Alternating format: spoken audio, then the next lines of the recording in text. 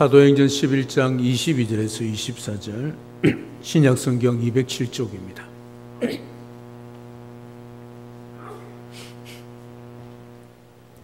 오늘 하나님께서 우리에게 주시는 말씀을 봉독해 드립니다. 예루살렘 교회가 이 사람들의 소문을 듣고 바나바를 안디옥까지 보내니 그가 이르러 하나님의 은혜를 보고 기뻐하여 모든 사람에게 굳건한 마음으로 주와 함께 머물러 있으라 고나니 바나바는 착한 사람이요 성령과 믿음이 충만한 사람이라 이에 큰 무리가 죽게 더하여지더라. 아멘. 위로자, 격려자는 교회 공동체에서 자동차 엔진의 오일과 같습니다. 그들은 모든 것을 잘 돌아갈 수 있도록 만듭니다. 윤활유가 없으면 엔진에 열이 나서 타버립니다. 하지만 윤활제로 인하여서 엔진은 잘 돌아가게 되는 것을 봅니다. 공동체 조직은 자동차 엔진과 기계와 같습니다. 어떤 조직이든 그 조직 안에 격려자 또는 위로자가 있느냐 없느냐에 따라 조직이 미움으로 가득하는지 아니면 서로 사랑하며 하나가 될 것인가 결정이 됩니다. 특히 외로움과 좌절을 경험하고 있는 성도들에게 위로자 또는 격려자의 역할은 너무나도 중요합니다. 날카로운 뾰족한 혀로 사람들의 마음을 찌르는 사람들 가운데 웃는 얼굴과 따스한 마음으로 위로하고 격려하는 주님의 착한 백성은 공동체를 온전케 하고 밝게 만듭니다. 오늘 본문의 바나바와 같은 착하고 성령과 믿음이 충만한 성도들이 공동체 조직의 윤활유와 같은 자입니다. 그런 자들이 되어서 교회의 화평을 이루어가고 또 오늘 그 바나바를 통하여 교회 수가 더하여졌던 것처럼 부흥을 이루어가는 주인공들이 바로 우리가 되어야 할 것입니다. 오늘도 착한 그리고 성령과 믿음이 충만한 바나바처럼 오늘도 하나님 앞에 그런 사람이 되어 교회 공동체를 든든히 세워가고 주님의 교회를 부흥케 하는 주인공 우리 모두들이 될 수 있도록 주님이 인도함을 받고 살아가는 우리 모두가 될 수 있기를 주님의 이름으로 축복합니다. 착하고 성령과 믿음이 충만한 삶은 어떤 삶일까요? 착하고 성령과 믿음이 충만한 삶은 성도들을 격려하고 권면하는 삶입니다. 안디옥 교회의 역사와 소문이 예루살렘 교회까지 들리게 되었습니다. 그리하여서 예루살렘 교회가 아주 중요한 결정을 내립니다. 오늘 22절과 23절에 보면 이렇게 기록하고 있습니다. 예루살렘 교회가 이 사람들의 소문을 듣고 바나바를 안디옥까지 보내니 그가 이르러 하나님의 은혜를 보고 기뻐하여 모든 사람에게 굳건한 마음으로 주와 함께 머물러 있으라 고나니 이렇게 말씀하고 있습니다. 예루살렘 교회가 바나바를 안디옥 교회의 사역자로 파송합니다. 다시 말하면 안디옥 교회의 담임 목사로 예루살렘 교회가 바나바를 보내고 있는 것을 봅니다. 바나바가 안디옥 교회에 가서 보니까 하나님의 크신 은혜의 역사가 있었다는 것, 그래서 바나바가 크게 기뻐하고 있는 것을 보게 됩니다. 여러분 생각해 보십시오. 은혜가 눈에 보입니까? 사람의 수가 많으면 사람이 많이 모여 있네, 그래서 기뻐할 수 있습니다. 처음에 교회가 없던 그 자리에 교회가 세워지면 눈에 보이지 않습니까? 그래서 감사할 수 있고 기뻐할 수 있습니다. 그런데 오늘 하나님의 은혜를 보고 기뻐했다, 그렇게 말하고 있습니다. 바나바가 천사입니까? 바나바가 뭐 영적 존재입니까? 그렇지 않지 않습니까? 그럼에도 불구하고 바나바가 안디옥 교회에 가보니 안디옥 교회 성도들을 딱 보니 하나님의 은혜가 그들 바나바 눈에 보였습니다. 그래서 크게 기뻐했다, 그렇게 말하고 있는 거지요. 안디옥 교회 성도들의 그 모습을 보고 은혜는 눈에 보이지 않음에도 불구하고 바나바가 기뻐하고 있는 것 다른 거 없습니다. 안디옥 교회 성도들이 하나님의 은혜로 변화되고 생명을 얻는 그래서 그들이 하나님을 섬기는 그 모습을 보고 하나님의 은혜가 그들 가운데 있다는 것을 바나바가 깨달은 것이지요. 그래서 기뻐했습니다. 그래서 그들에게 굳건한 마음으로 주와 함께 머물러 있으라 그렇게 부탁하지요.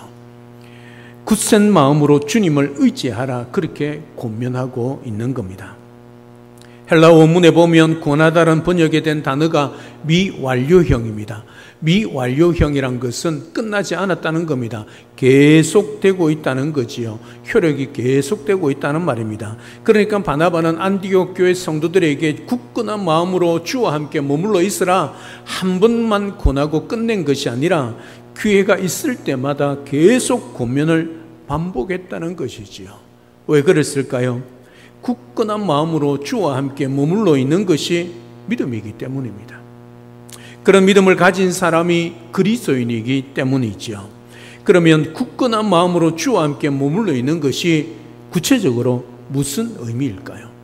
바나바가 안디옥 교회 성도들에게 굳건한 마음을 가지고 주와 함께 머물러 있으라 이렇게 권면하고 있는데 도대체 이게 무슨 뜻일까? 이 말이죠. 함께 머물러 있다 번역된 헬라 동사는요, 꼭 붙어 있다, 찰싹 붙어 있다, 그런 뜻입니다.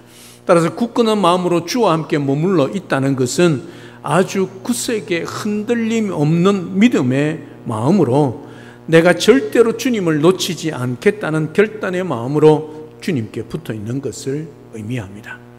지금 이 세상에 어떤 일이 벌어져도 내 삶에 어떤 일이 생겨도 나는 주님께 꼭 붙어 있겠다 하는 것이 바로 믿음이지요. 믿음은 굳건한 마음으로 주님께 붙어 있는 것입니다.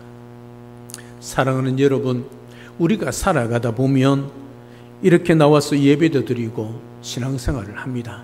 하지만 우리의 삶에 여러 가지 우리의 신앙을 흔들 만한 일들이 일어납니다. 그럴 때에 별로 예배하고 싶지 않은 마음이 들게끔 하는 일들도 우리의 삶 속에 일어납니다. 그런데 진짜 믿음이 무엇일까요? 그런 상황이 닥치면 힘들지요. 내려놓고 싶고 포기하고 싶습니다. 그럼에도 나는 주님께 붙어 있겠다. 어떤 일이 있어도 나는 주님을 붙들겠다 라고 하는 것이 바로 굳건한 마음으로 주님께 붙어 있는 것이지요. 쉽지 않습니다. 목사인 저도 쉽지 않은 일입니다. 그럼에도 불구하고 우리는 결단해야 합니다. 바나바는 그것을 너무 잘 알고 있었습니다. 안디옥 교회 성도들은 이방인들입니다. 유대인들이 아니라 헬라 사람들입니다. 원래부터 하나님을 믿어온 유대인들이 아닙니다. 그런 유대인들도 흔들리는데 이방인들은 얼마나 더 흔들리겠냐는 거지요. 얼마나 유혹이 많겠느냐는 거지요. 그렇기 때문에 어떤 일이 닥쳐와도 주님을 붙들기로 결단하라고 바나바가 고민하고 있는 거지요. 왜냐하면 주님을 믿는다면서도 굳건한 마음으로 주님께 붙어 있지 않게 되면 절대 좋게 될 수 없기 때문입니다. 그렇게 되면 자신의 욕망을 쫓아 살 수밖에 없습니다. 그런 사람이 아무리 하나님의 말씀을 많이 듣고 많이 알고 있어도 그 사람에게 하나님의 말씀은 단순한 지식 혹 정보밖에 되지 않습니다. 오직 굳건한 마음으로 주님께 꽉 붙어 있는 사람만 하나님의 진정한 자녀로 참된 그리스도인으로 살아갈 수 있습니다. 그리고 그런 사람들을 통해서만 주님의 말씀의 능력과 생명이 온전히 역사하게 되는 것이지요. 사랑하는 여러분, 언제나 힘든 일이 닥쳐도 믿음이 흔들릴 때도 꼭 오늘의 말씀인 굳건한 마음, 굳센 마음으로 주님께 꽉 붙어 있는 그런 결단을 하시기를 주님의 이름으로 축복합니다. 어떤 일이 닥쳐와도 주님을 꼭 붙들기로 결단하시기를 주님의 이름으로 축복합니다. 그리고 믿음이 흔들리는 성도를 보면 오늘 바나바처럼 사랑으로 굳건한 마음으로 주님께 붙어 있기를 고면하며 세워갈 수 있는 위로자, 격려자, 권면자가 우리 모두가 될 수 있기를 우리 주님의 이름으로 축복합니다. 그러면 착하고 성령과 믿음이 충만한 삶을 통해 복음의 역사가 일어난다는 것을 오늘 보게 됩니다. 그런데 이 일을 가능케 한 바나바 어떤 사람입니까? 그에게 특이한 점이 있다는 것을 누가가 우리에게 알려주고 있습니다. 24절입니다. 24절을 보십시오. 바나바는 착한 사람이요 성령과 믿음이 충만한 사람이라 이에 큰 무리가 죽게 더하여지더라. 아멘. 한글 성경에는 번역이 빠져 있지만 헬라어 문에는 24절의 앞에 왜냐하면 그런 뜻인 접속 부사가 붙어 있습니다. 그것을 그대로 옮기면 이런 내용이 됩니다. 한번 화면을 보고 다 같이 함께 읽겠습니다. 시작. 그가 이르러 하나님의 은혜를 보고 기뻐하여 모든 사람에게 굳건한 마음으로 주와 함께 머물러 있으라 권했다. 왜냐하면 바나바는 착한 사람이요 성령과 믿음이 충만한 사람이었기 때문이다. 그래서 큰 무리가 죽게 더하여졌다. 바나바가 안디옥 교회 성도들에게 굳건한 마음으로 주님께 붙어 있으라 권면할 수 있었던 것은 바나바가 착한 사람이었고 성령과 믿음이 충만한 사람이었기 때문입니다. 그리고 그 결과 더 많은 사람들이 예수님을 믿고 안디옥 교회에 들어왔던 것입니다. 다른 말로 말하면 만약 바나바가 착한 사람이 아니고 성령과 믿음이 충만한 사람이 아니었다면 안디옥 교회 성도들에게 굳건한 마음으로 주님께 붙어 있으라 권할 수 없었다는 말입니다. 혹시 그렇게 말했다 할지라도 그로 인해 성령의 생명의 역사가 일어나지 않았을 것이란 뜻입니다. 이와 같은 사실을 통해 우리는 중요한 사실을 깨닫게 됩니다. 굳건한 마음으로 주께 붙어 있다는 것이 곧 인격이 훌륭하고 착한 사람이 되는 것이고 성령과 믿음이 충만한 사람이 된다는 것을 뜻하는 것을 오늘 본문을 통해서 알 수 있습니다. 24절을 보면 착한 사람과 성령과 믿음이 충만한 사람이 동격으로 표현되어 있습니다. 무슨 말입니까? 착한 사람은 곧 성령과 믿음이 충만한 사람이다. 믿음과 성령이 충만한 사람은 곧 착한 사람이다. 그 뜻이란 말입니다. 오늘 바나바는 위로의 은사를 받은 사람이었습니다. 바나바라는 이름이 위로의 사람이란 뜻이지요. 사도행전 4장 36절에 보면 우리 이미 살펴보았습니다. 바나바 번역하면 위로의 아들이라. 바나바의 본래 이름은 요셉이었습니다. 그 본명이 요셉입니다. 그런데 성경이 바나바라 그렇게 기록하고 있는 것은 위로의 사람이었기 때문에 바나바가 권면과 위로와 격려의 은사를 많이 받은 것을 보고 12사도들이 그를 가리켜 바나바라 위로의 사람이라 그렇게 불러서 그 이후로 사도행전 4장 이후로 요셉이 바나바가 되어서 성경에 바나바로 기록이 되어 있다는 사실이죠. 위로의 사람은 다른 사람들을 일으켜 세워주고 앞으로 내세워줍니다. 바나바는 다소에 숨어있던 사울을 찾아갑니다. 그를 권면하고 위로하고 격려합니다. 그를 일으켜 세워주고 앞으로 내세웁니다. 그를 안디옥 교회에 데려와서 함께 동역합니다. 그로 말미암아 안디옥 교회가 이방의 선교의 전초기지가 되는 그런 귀중한 교회가 되었을 뿐만 아니라 이 사울이 바울이 되어 사도 바울이 되어 이방인의 사도로 세워지는데 큰 역할을 한 사람이 위로의 사람 바나바였습니다. 이 바나바가 없었다면 아마도 바울이 이런 귀한 사역을 감당하지 못할 가능성도 있습니다. 바나바는 또 한 번 실수하여 뒤로 물러섰던 마가 요한을 데리고 구브로에 가서 그를 권면하고 위로하고 격려했습니다. 이 바나가 1차 전도 여행 때 사도 바울과 함께 바나바와 함께 가다가 도중에 낙오했습니다. 너무 힘들고 너무 고통스러워서 도중에 포기하고 집으로 돌아갔습니다. 2차 전도 여행 때 바나바가 이 마가를 다시 데려가자 그렇게 했을 때 사도 바울은 절대 함께 할 수 없다. 도중에 포기한 사람 또 포기할 수 있다. 그래서 마가를 데려가기를 포기했습니다. 그때 바나바와 바울이 갈라서집니다. 바나바는 마가를 데리고 바울은 실라를 데리고 전도 여행을 따로 따라오게 되는 것을 보게 되어집니다. 이런 마가를 찾아가서 권면하고 위로하고 격려했습니다. 그를 일으켜 세워주고 앞으로 내세워 주었습니다. 그 결과 이 마가가 위대한 마가복음을 기록하는 저자로 세워지는 은혜가 있었습니다. 아마 이 바나바가 없었다면 이 마가 요한이 마가복음을 기록할 수 없었을 겁니다. 마가는 나중에 사도 바울에게까지 유익한 사람이 되었습니다. 디모데후서 4장 11절에 보면 마가를 데리고 오라, 그가 나의 일에 유익하니라, 이렇게 기록하고 있습니다. 뒤에 사도 바울도 이 마가를 인정하고 동력자로 세우고 있는 것을 보게 되어집니다. 위로의 사람은 이렇게 다른 사람들의 삶을 바꾸어 놓기도 합니다. 여러분과 만나는 사람들에게, 낙심하여 지쳐 있는 사람들에게 바나바처럼 권면과 위로와 격려를 통해 사람을 살리는 위로의 사람, 격려의 사람, 그 사람 바로 우리가 되어야 하지 않겠습니까? 이제 우리의 삶을 돌아봅시다. 혹 우리를 통해 별다른 역사가 일어나지 않는다면 내가 착한 사람인지 아닌지, 내가 성령과 믿음이 충만한지 아닌지 늘 돌아볼 수 있기를 주님의 이름으로 축복합니다. 성경 전체에서 착하다는 단어가 쓰인 용도 및 그 번역을 보면 선한, 올바른, 착한, 쓸모있는, 좋은, 가치가 있는, 유익한 도움을 주는 뜻임을 발견할 수 있습니다.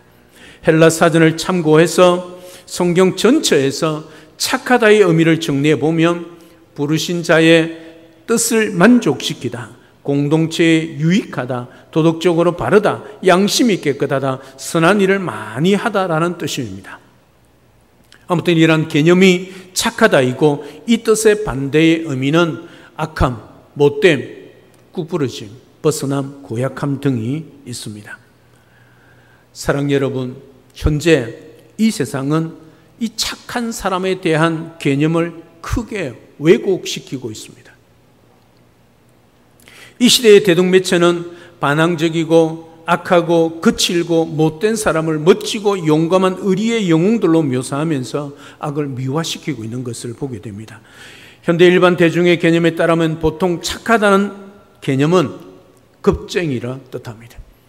최근 드라마나 영화 또는 서적들을 보면 착한 사람을 한심하고 따분하고 실속 없고 자기 소견도 없는 멍청한 사람으로 묘사하고 있습니다. 아무런 사교성이나 융통성이 없이 혼자 구석에 앉아서 공부나 하는 용감하지 못하고 불의에 대항하지 못하는 머저리로 묘사하고 있지요. 따라서 이곳저곳에서 두 길 그 맡겨 자기 것 하나 제대로 챙기지 못하고 가족이나 주변 사람들에게 늘 피해를 주는 그런 골치 덩어리를 착한 사람으로 묘사하고 있습니다. 큰 돋보기 안경을 끼고 친구도 없고 못생기고 운동도 못하며 즐겁게 어울리지 못하는 찐따, 가방무찌를 착한 사람으로 묘사하며 착한 것을 거부하게 만들고 있습니다.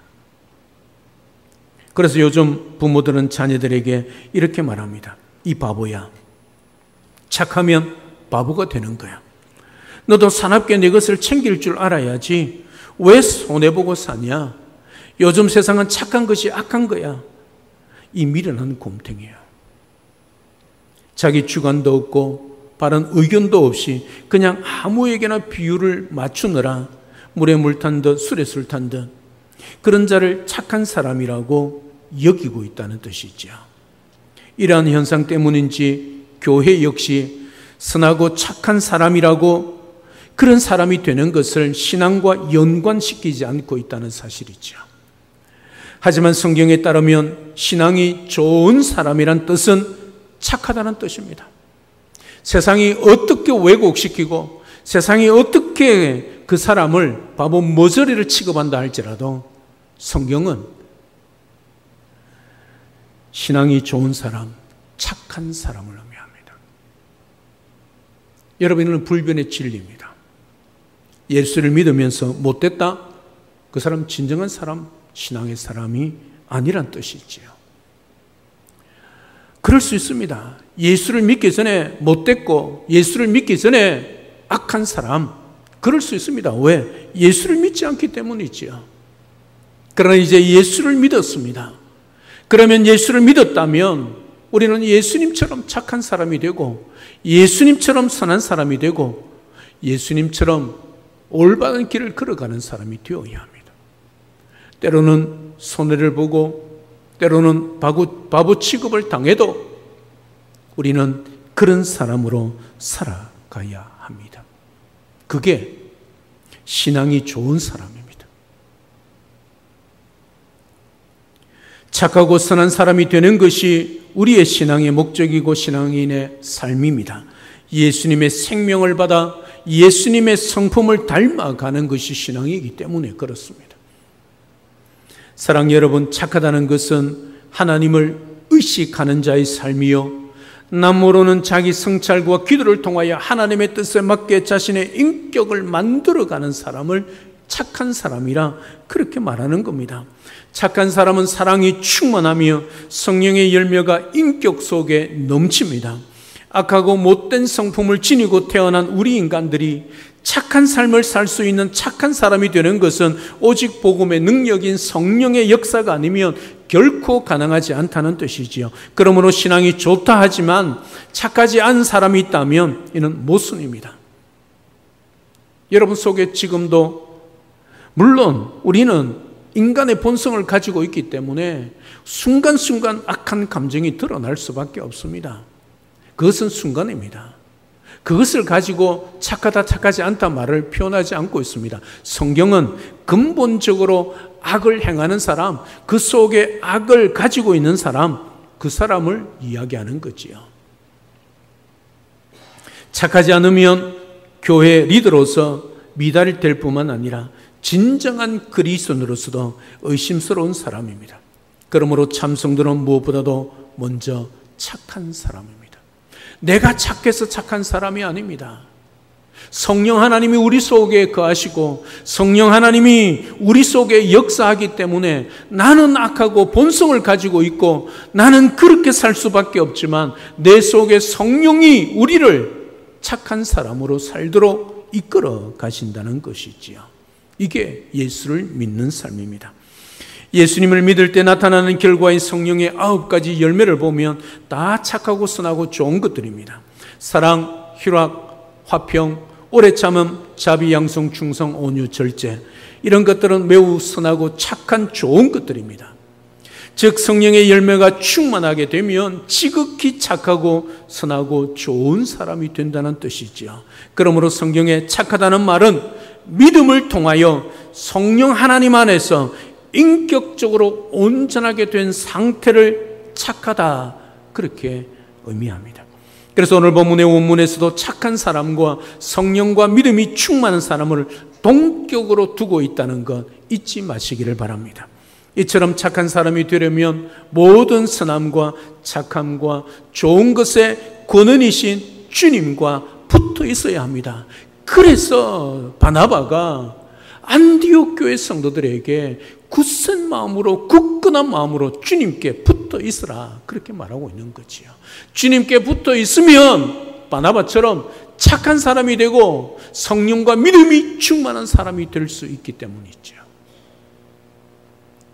오늘도 우리가 주님께 붙어 있지 않으면, 연결되어 있지 않으면 우리는 착한 사람으로 살아갈 수 없습니다. 믿음으로 그리스도와 연합하여 성령으로 충만할 때 우리는 선하고 좋은 사람이, 착한 사람이 되는 것입니다. 한편 착한 사람이란 그 성품이 그리스도를 온전히 닮아 있기 때문에 착한 일을 많이 할 수밖에 없다는 거지요.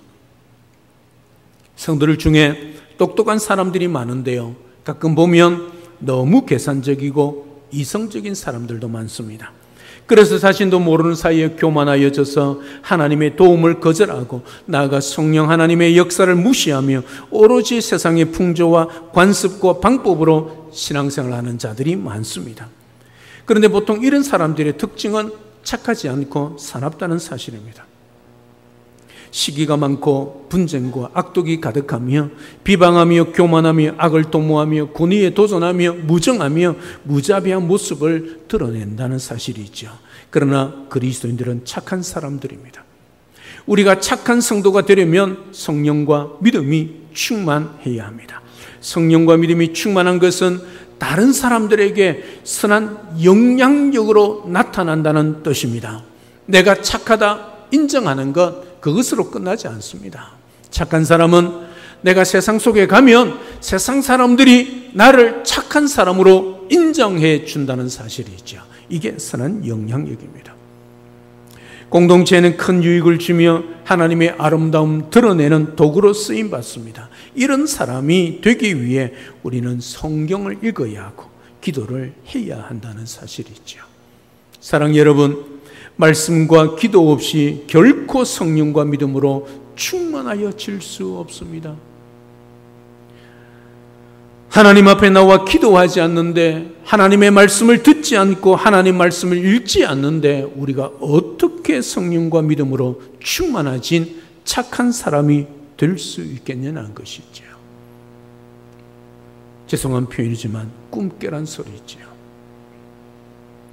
정신을 똑바로 차리지 않으면 세상에 휩쓸려 버리는 세대로 살아갈 수밖에 없습니다. 이러한 때 더욱 우리가 성령과 믿음으로 충만해야 하나님을 증거할 수 있고 진리를 분별하며 진리를 지킬 수 있다는 사실이지요.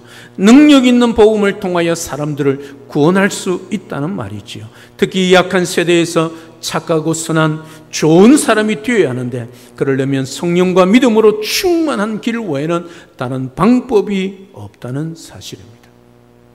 성령과 믿음이 충만한 착한 자들이 교회와 사회 공동체에 있을 때에 오늘 24절 말씀처럼 하나님께서 제자의 수를 다하여 주심을 믿고 말씀과 기도로 성령과 믿음이 충만한 성도가 되어진다는 사실이지요.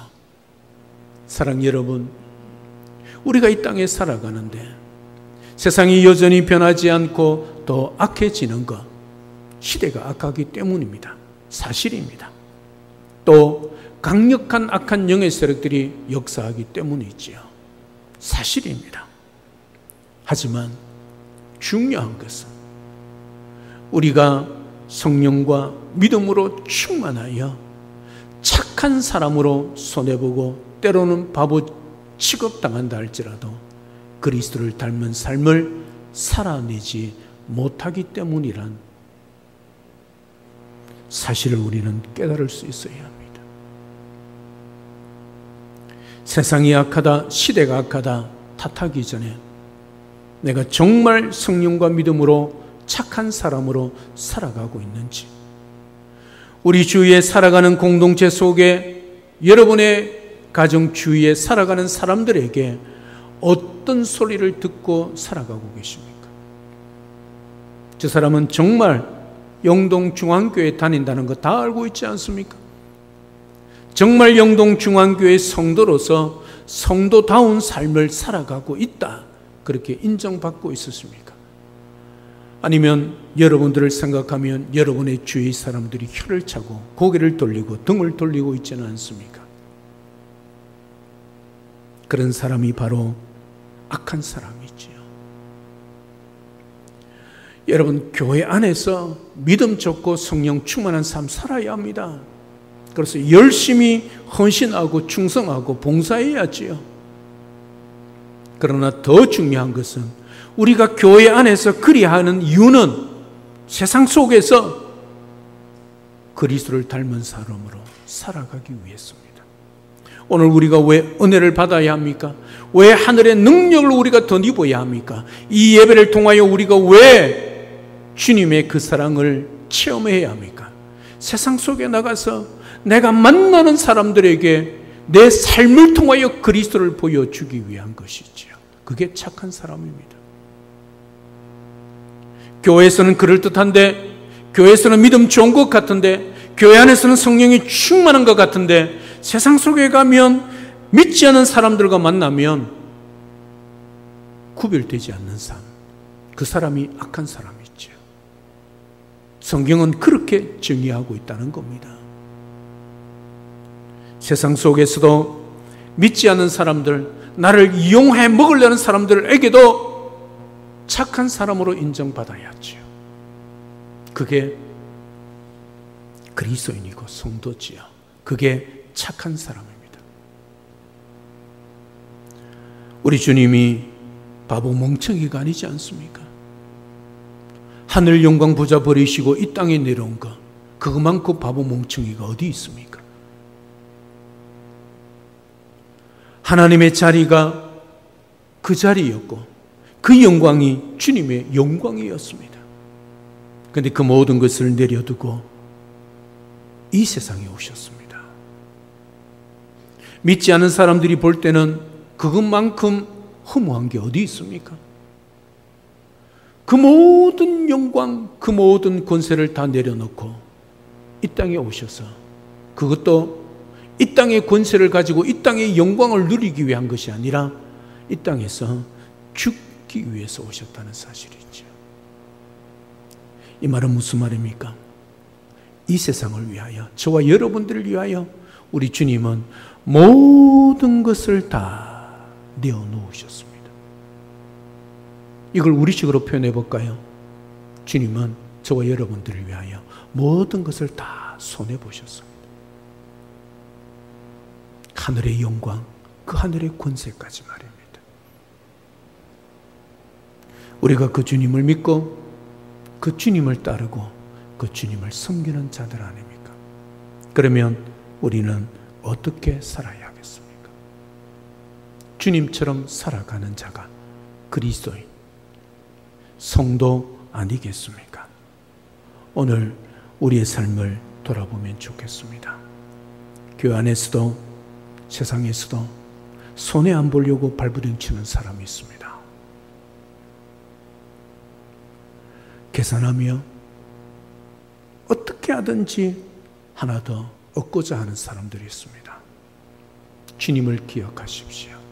주님은 모든 것 다 내려놓으셨습니다. 주님은 목숨까지도 내어놓으셨습니다. 저와 여러분들을 사랑하시고 저와 여러분들을 구원하시기 위하여 그리하셨습니다. 오늘도 예수를 믿지 않는 사람, 주님이 사랑하시고 주님이 그들이 주님께 돌아오기를 원하고 계십니다. 왜 아직 주님이 오지 않으십니까? 그 한 영혼이라도 더 주님께 돌아오기를 원하고 계시기 때문이죠. 오늘 착하여 성령과 믿음이 충만하여 그리스도를 닮아 세상 속에서 그리스도의 삶을 보이십시오. 내 삶을 통하여 내 속에 성령과 믿음이 충만한 사람으로, 착한 사람으로 세상 사람들에게 인정받으십시오. 그러면 그들이 우리의 그 믿음을 보고 성령 충만함을 보고 그리고 착한 그 인품을 보고 그들이 예수 그리스도를 발견하게 될 것입니다. 이게 빛과 소금의 삶입니다. 오늘 또 우리가 그 일을 위하여 생명을 우리에게 주셨다는 것 기억하십시오. 오늘 또 예배 드리는 것은 그 일을 위하여 오늘 또 우리에게 이 귀한 예배를 드릴 수 있게 하셨다는 것 기억하십시오. 성령과 믿음이 충만한 착한 자가 하나님의 나라를 확장시킬 수 있습니다. 이는 성령과 믿음이 충만한 착한 사람을 통해 주께서 주의 백성들을 모으시기 때문이지요. 오늘 분명히 그렇게 기록하고 있지 않습니까? 바나바는 착한 사람이요 성령과 믿음이 충만한 사람이더라. 주께서 많은 무리들을 더하여 주시더라. 이게 하나님의 성령의 역사입니다.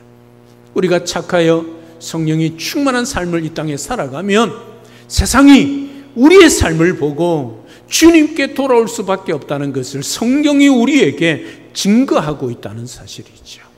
이 사실을 기억하고 오늘도 주님 앞에 서는 그날까지, 주님 오시는 그날까지 성령과 믿음으로 충만한 착한 사람이 되어 수많은 영혼들을 구원하고 주님께 인도할 수 있는 21세기 오늘의 바나바, 바로 우리 모두가 되어서 하나님께 영광을 올려드리고 이 빈자를 채워가는 우리 모든 성도님들 다 될 수 있기를 우리 주 예수 그리스도 이름으로 축복합니다. 할렐루야. 아멘. 살아계신 하나님, 은혜와 사랑을 진심으로 감사를 드립니다.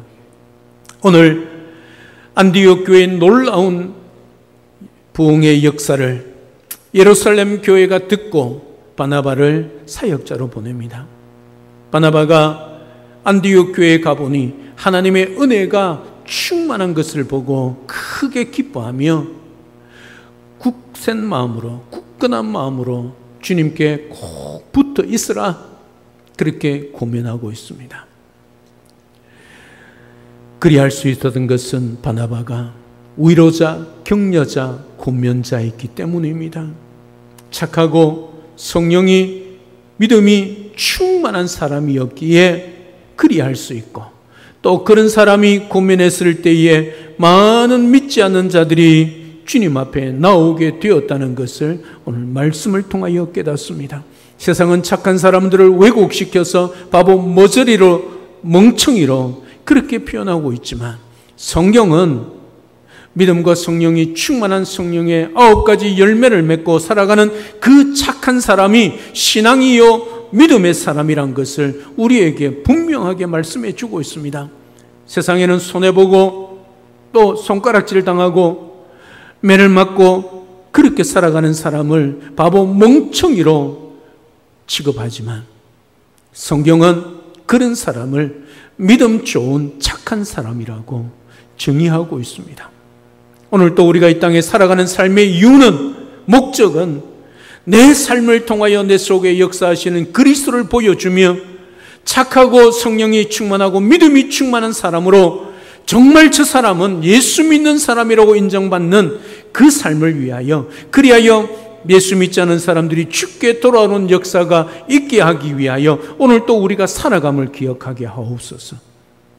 그래서 우리는 세상 속에 살아가며 세상 사람들 앞에서, 야가 빠진 사람들 앞에서, 악한 사람들 앞에서도 손해보며 바보 취급을 당하며 손가락질을 당해도 부끄러워하지 않고 오히려 기뻐하며 그리스도를 보여줄 수 있는 믿음의 사람, 우리 모두가 될 수 있도록 인도하여 주시옵소서. 그 사람이 착한 사람이요, 그 사람이 믿음과 성령이 충만한 사람이요, 그 사람이 하나님의 나라를 확장시키며 많은 영혼들을 죽게 돌아올 수 있는 21세기의 바나바라는 사실을 기억하고 우리 모두가 그런 바나바가 되어 주님의 몸된 교회와 하나님의 나라를 위하여 귀하게 쓰임받게 축복하여 주시옵소서. 감사를 드리며 살아계신 예수님의 이름으로 기도드리옵나이다. 아멘.